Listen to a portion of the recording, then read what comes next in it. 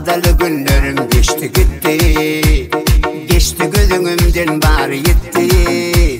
Vadalı günlerim geçti gitti, geçti gözümden bari gitti. Geçti gözün günlerimiz bada, inni o günler düşse yada. Bana yolluş bolan soğuk geceler, sen onu tuttu başka dediler.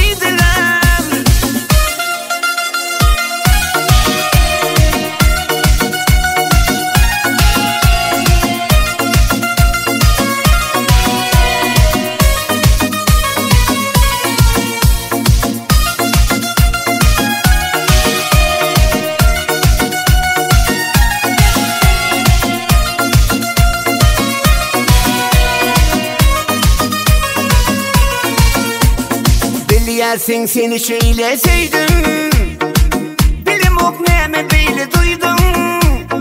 Şeyler ağır derdi koydum, diriligime yanıp köydüm. Borçum oldum var etme yar, ne deyin sevgisine yar.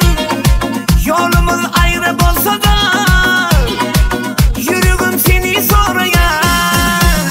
Geçti gözün günlerimiz bada, inni o günler düşse yada.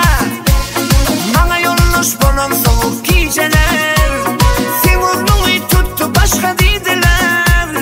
Geçti gözün günlerimiz bada, inni o günler düşse yada.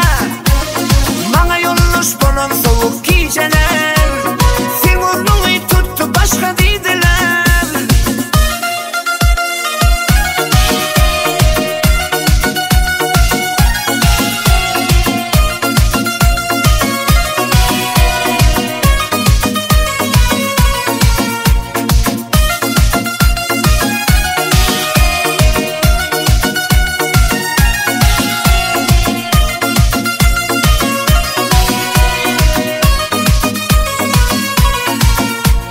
Vadalı günlerim geçti gitti, geçti gözümden bari gitti.